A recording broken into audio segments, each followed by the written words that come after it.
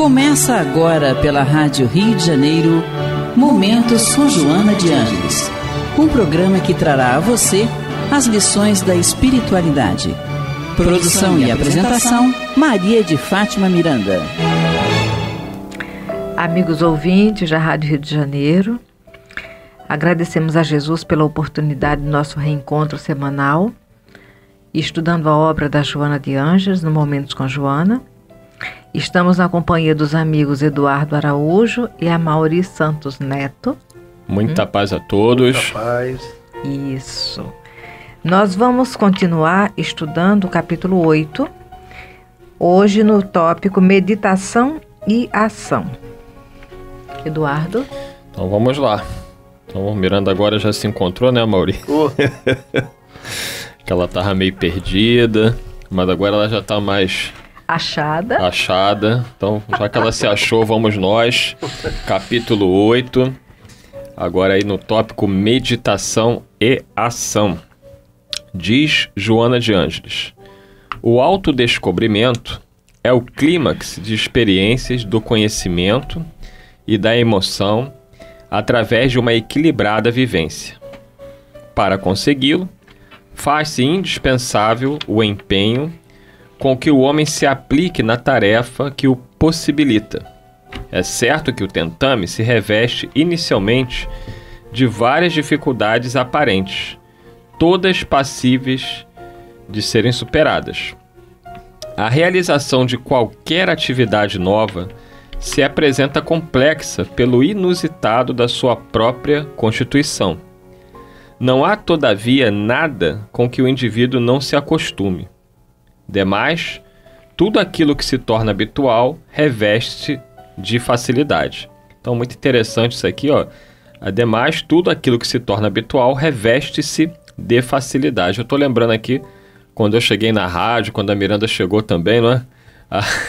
O desafio que era pra gente. Com certeza. Eu me recordo que o Gerson Simões Monteiro, né? Nosso saudoso Gerson, mas sempre presente espiritualmente, eu tinha vindo conversar com o Gerson na rádio e era apenas uma questão de tirar umas dúvidas com ele, resolver alguns problemas aí do movimento espírita, me aconselhar. E aí, nesse inteirinho, nós começamos a conversar e ele me convidou para almoçar. Nós fomos almoçar e aí ele foi me fazendo perguntas, né, sondando. E aí virou pra mim e falou assim: qual é a sua profissão mesmo, Eduardo? Eu falei: eu sou psicólogo. Aí ele falou, aí começou a fazer algumas perguntas sobre o que eu achava sobre pontos polêmicos da doutrina espírita. Aí nós conversamos, eu tava muito feliz ali de estar com ele, né? Você tava com uma pessoa, o presidente da rádio, excelente, que te recebendo com o maior carinho, com a maior humildade. Isso não é comum, né? Isso não é comum, a gente sabe que não é comum. Eu já sabia que ele tinha por hábito receber pessoas, conversar, aconselhar, mas não sabia que ele chegaria a tal ponto de me chamar para almoçar, de bater papo, enfim. E aquele dia foi um dia perfeito, que ele, graças a Deus, ele estava com esse tempo disponível e nós pudemos conversar bastante. Aí ele conversou, né? Falei da minha profissão, do meu trabalho, falamos de espiritismo. E aí ele chegou para mim e falou assim: você como psicólogo, eu pensei numa coisa aqui.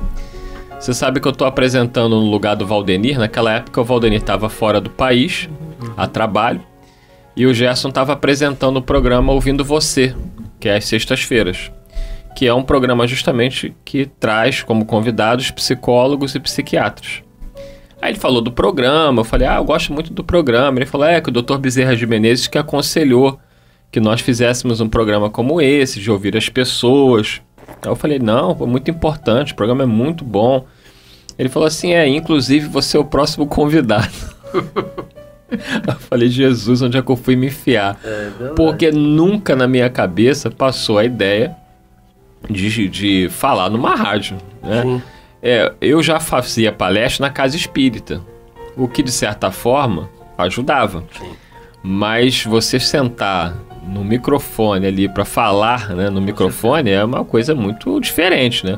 Ainda mais que eu sempre ouvi a Rádio Rio de Janeiro, desde que eu, de jovem, né, quando eu conheci a doutrina, eu ouvia a rádio. E naquele momento já estava sendo incrível estar ali com o Gerson conversando, e ele vai e me coloca uma situação dessa. Eu falei, Gerson, mas não tem condições, que é o que a Joana tá falando, é o novo, é o inusitado.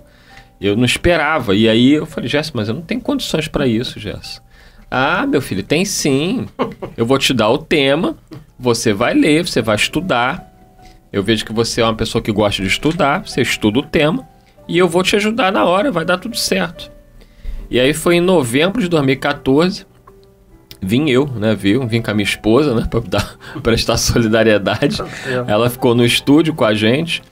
E aí ele começou o programa. Naquela época não tinha essa interatividade que tem hoje, era mais o telefone, né? Não tinha WhatsApp, não tinha nada disso. De certa forma era até mais tranquilo, né? Porque o pessoal ligava e aí hoje eles vêm, anotava as perguntas e tal. Mas ele foi abrir o programa, eu fui desenvolvendo o tema, eu trouxe minhas anotações e tal. Eu tava tenso, mas engraçado que durante o Gerson tinha essa coisa, né, de deixar a gente muito tranquilo. Eu me senti muito tranquilo do lado dele, muito tranquilo.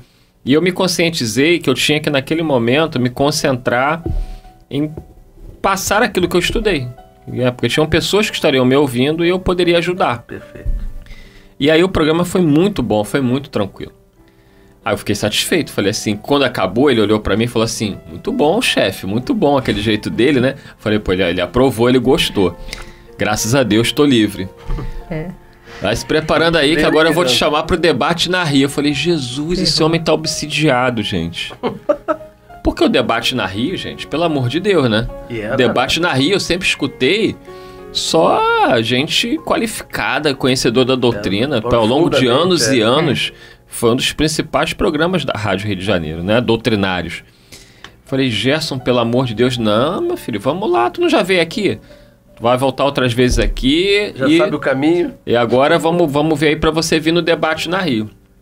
E aí começamos com essa história, eu vim para um debate na Rio, né, me tremendo todo. E aí, como a Joana falou, com o tempo, eu fui me habituando. E aquele medo inicial, aquela insegurança foi sumindo, né? E aí ele veio com outra bomba pra cima de mim, porque era assim, ele vinha com uma atrás da outra, ele não me deixava descansar. Eu convivi com o Gerson pouco tempo, mas foi muito intenso. E aí ele chegou pra mim e falou assim, tô com um problema, porque o programa Luz na Penumbra, com o estudo do Livro dos Médiuns, o companheiro que tá fazendo, ele não vai poder continuar. Falei, poxa, que pena. Ele falou, não, mas não tem problema, eu já tenho substituto. Aí eu falei, quem? Você. Aí eu falei, meu Deus do céu. Mas, Gerson, agora já é demais, Gerson. Assumiu um programa, Gerson. Vamos, meu filho, não tem problema nenhum. Conversa com... Foi o João Aparecido. Conversa com o João. Ele vai te passar... O João sentou uma vez comigo, me mostrou lá, fez o programa e falou, boa sorte, Eduardo, estou muito ocupado, não posso continuar. Se vira. Dá o teu jeito aí. Aí eu comecei a gravar sozinho, né? E eu ficava nervoso, aí li o livro, tentando me concentrar, mas ao mesmo tempo, assim, eu não me soltava. Era aquela coisa de apresentar, mas tenso. Sim. Aí com o tempo, fui me soltando. Aí depois veio outros companheiros para ajudar. O Gerson, falei, poxa, Gerson, não tinha ninguém para me ajudar a fazer comigo. E você fazer o programa sozinho é muito ruim. Não, vai, chama um, chama outro. Aí veio os companheiros colaborar, a coisa começou a fluir. E depois veio analisando os fatos, depois veio o debate na Rio quando ele ficou doente, enfim. Mas eu lembrei disso porque a Joana fala exatamente o que aconteceu nesse exemplo comigo aqui na rádio, acho que a Miranda também, quando eu chamei a Miranda. Aprendeu tão bem com o Gerson que montou a armadilha pros outros. E aí... Eu posso falar nisso. E aí, naturalmente, depois, a coisa flui. Depois que você perde aquela coisa da novidade, até quando a gente começa a dirigir, aquela tensão... A responsabilidade cresce, mas... Mas fica mais natural. O trabalho em si. Agora, como a Miranda falou, a responsabilidade cresce bastante. Tu lembra, Miranda, como foi a primeira vez? Foi pro Livro dos Médiuns, não foi? Que eu te chamei pra você vir me ajudar? Não me fale. Tu lembra disso? A Úrsula me cercou no feirão do Divaldo. Foi. Você não gostaria de dar uma ajudinha pro Eduardo? Eu falei, o quê? A Úrsula é minha esposa, né? Minha esposa é muito intuitiva. Olha, me peça pra ir a Santa Cruz de ônibus falar do Evangelho, mas na rádio não vou não. E eu nem lembrava dessa história de que a Úrsula interviu na questão. Quando chegou dezembro, foi tipo assim, dia 30 de dezembro de 2015, aí Miranda ligou Eduardo, que a gente estudava na Penha. Sim. Aí ele... Olha, o pessoal que faz o programa, analisando os fatos, está de férias, está viajando. Você não poderia colaborar porque o primeiro programa do ano 2016. Aí eu falei, Eduardo, não, é gravado, não tem problema não. Aí veio a inocente. Gravamos o programa, primeiro terça-feira do ano 2016. Terminou, aí ele, Miranda, olha só, mas tem o livro dos médios, na segunda-feira, será que dá para você vir para gravar comigo? Porque analisando os fatos também era gravado. Sim. Aí eu falei, tá bom. Aí. E foi aí que eu conheci o Gerson. Não é? Foi. Aí vocês foram... Não, porque nós fomos gravar o livro dos médios, depois foi para o ao vivo. Aí o Gerson, comecei a conversar com ele, me deu um livro, colocou um autógrafo lá, tal. Senta aí, Miranda, vai ficar de médio de apoio, sei lá, uma coisa assim. Terminou o programa, aí na outra vez que eu vim gravar, a Márcia, Dona Miranda, primeiro ela chamou doutora, eu ri muito. Depois eu falei, não, meu filho, sou doutora não. Dona Miranda, o seu Gerson pediu para falar com a senhora, se não dá para a senhora vir na quarta-feira. Eu falei, meu Deus, agora o laço foi armado. Depois o Gerson desencarnou e o negócio ficou, né? Mas ele aprendeu isso com essa, sabe? Eu tenho o certeza. Gerson aprendi bem com ele. E aí nós trouxemos o Amauri, né? Comigo já foi mais ou menos o que ele falou que o Gerson fez com ele. Por quê? Eu tinha acabado de dar uma palestra na União Espírita, Carlos Chagas. Estou saindo, ele está na... Não, na realidade não foi bem assim. Eu já vinha te observando há algum tempo. Não, sim. Você vinha fazendo as palestras lá na casa, né? Na União Espírita Carlos Chagas em Ramos. Aí eu olhava para o Amauri, ficava olhando, ele me parece uma boa pessoa. Vítima, olha. Porque assim, eu gosto de me aproximar de pessoas simples. Eu gosto de pessoas humildes. Quando a pessoa tem uma certa soberba, acha que sabe demais, isso não bate, não incomoda. Não é uma coisa que me agrada. E eu via que você falava de uma forma simples, humilde, né? Eu tô gostando, mas eu te observei durante algumas palestras. Aí um dia que você fez uma palestra, alguma coisa falou dentro de mim assim, chegou a hora, fala com ele. E aí você estava lá fora no centro. Você estava ali, contigo. Aí ele chegou para mim e falou, eu queria falar com você, mas até aí tudo bem, né? Aí se você daria uma entrevista na rádio, não sei o quê. Eu disse, não tem problema, eu nunca fui não, mas é um desafio, eu gosto de desafio. Aí me dá seu telefone então, aí eu peguei e dei o telefone. Eu tô crente que isso ia levar assim um mês, né? 2. Já na semana seguinte, quando eu abro, tá lá assim, entrevistado, a maioria foi, mas gente, mas o que é isso tão depressa assim? Ele me pegou de surpresa, como um gesto deve ter feito com ele, entendeu? Mas é um prazer muito grande estar com vocês, é uma honra. Eu acho que nada disso é merecimento, é exatamente o contrário. É uma forma de, né, nossa e também de ajudar, né, de alguma forma, os nossos irmãos que estão tão carentes, né, Eduardo? E aí, você está me dando essa oportunidade, eu te agradeço. Jesus está nos dando essa oportunidade e é o que Joana diz aqui, que a realização de qualquer atividade nova se apresenta complexa pelo inusitado da sua própria constituição. Não há, todavia, nada com que o indivíduo não se acostume. Então, a gente, com o tempo, vai se acostumando e vai lidando melhor com a tarefa. É interessante porque o primeiro parágrafo, quando ela diz o autodescobrimento é o clímax da experiência do conhecimento da emoção, através de uma equilibrada vivência. Porque conhecer por fora é fácil, né? Uhum. É um acumulado de informações que parece que você não está influenciando nem sofrendo influência, e sabemos que estamos. Mas o autoconhecimento tem um momento próprio. Nós vamos observar que até na fase do ser humano tem o momento próprio da criança ir para a escola, tem o momento próprio dela começar a lidar com as próprias emoções com o auxílio dos pais da família. E a melhor maneira dessa jornada do autoconhecimento ser feita é quando você está vinculada numa tarefa. Porque quando você está de ouvinte em qualquer situação, você não interage tanto. Sim. Não é?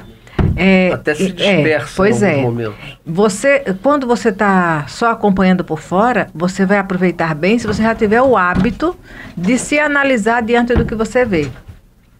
não é? Mas é justamente quando você está envolvido na tarefa que o autoconhecimento vai se consolidar, porque você vai se perceber. Perfeito. Você vai se sentir. Você vai ver a repercussão do de fora em você, não é? E o que não repercute mais. Exatamente. Aí nós vamos, intuitivamente nós vamos, aliás, espontaneamente nós vamos fazendo aquela situação de interagir no de fora sem falar, com o olhar, e filtrar o que vem de fora para nós, de uma forma também sutil, sem dar o entendimento do que está acontecendo. Eu fico imaginando os espíritos mais adiantados do que nós, como deve ser para eles essa jornada interior. Entendeu? Porque com todas as nossas limitações e imperfeição, tem um momento que é um momento de fuga. Sim. Todo ser humano passa por esse momento, porque fugindo de si mesmo, pensa que foge da responsabilidade. Com certeza. Não é? Mas nunca vamos poder fugir da responsabilidade de crescer. Até quem foge está se tornando responsável. Não é? Mas vai chegar um momento que você vai descobrir o prazer que é se conhecer. Agora, eu lembro que na época eu não era espírita ainda, eu era católica. E Jesus é uma figura marcante na minha encarnação, por tudo que está em volta de mim, né? E eu ficava assim refletindo, meu Deus, como deve ser triste alguém viver sem a referência do Evangelho. É por isso que os hospícios estão lotados. Sim. Porque o Evangelho é a bússola que nos conduz no mar da vida sem risco de nos perder numa tempestade. E olha que nós sofremos avarias, porque nós vamos passando por tempestade, vai perdendo uma coisa daqui e dali, mas a essência não se perde. E quando nós conhecemos a doutrina, aí depois de fazer esse trabalho com o Evangelho, que nós vamos nos tocando da importância da vida, dos desafios que nos chegam, o componente mediúnico nós não entendíamos, então achávamos que eram coisas, sabe, sobrenaturais. Quando você aporta na doutrina espírita com o Evangelho e você vai compreender essa relação que existe entre o visível e o invisível, né? Essa vida contínua dos dois lados, aí nós vamos entendendo como faz diferença o Evangelho de Jesus em nossa vida com a referência que o Espiritismo nos traz. Essa capacitação do espírito que ele pode interagir com outras criaturas dos dois planos da vida, essa jornada da reencarnação, o conhecimento da mediunidade, a influência dos espíritos e tudo que vai descortinando para nós. Fala, Mauri. Falar o que se você já está fazendo tudo isso e muito belamente. Essa interação é muito importante, porque você falou, né, que o Evangelho é uma bússola, né, um norte.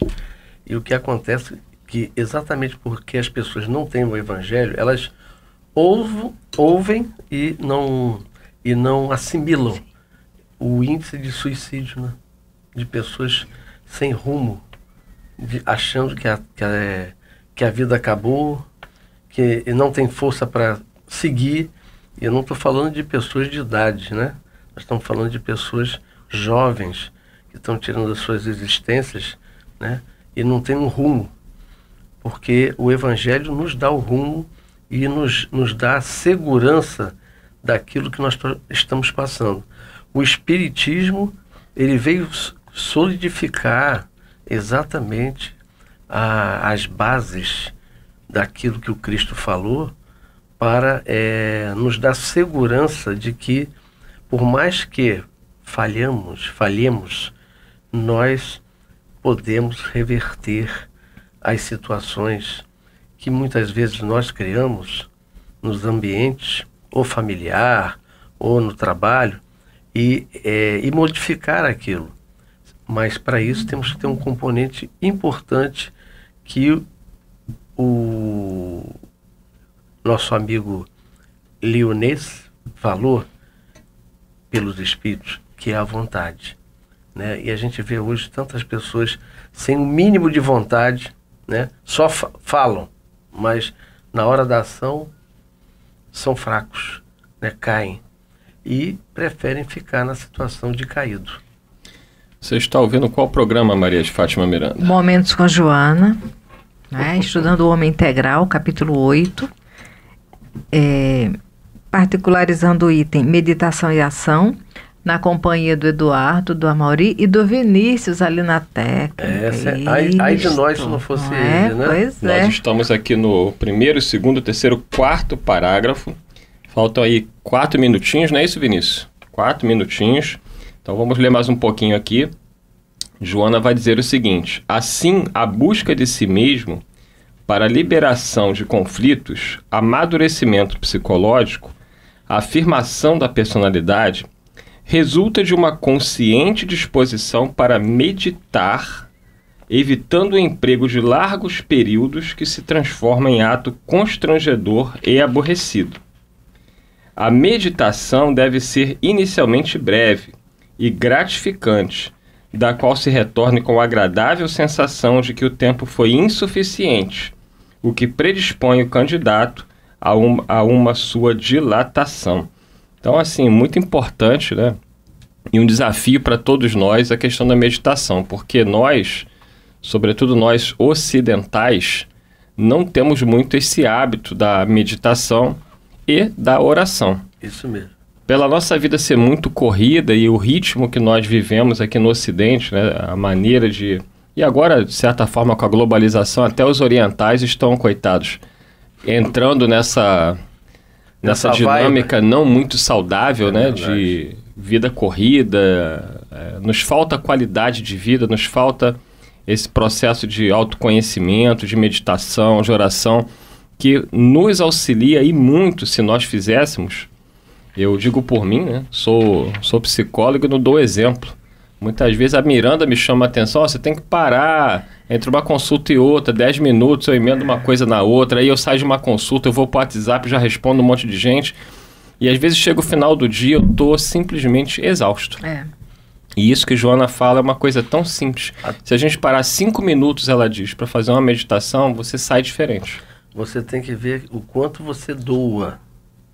Se tudo é vibração, você está ouvindo problemas alheios, né?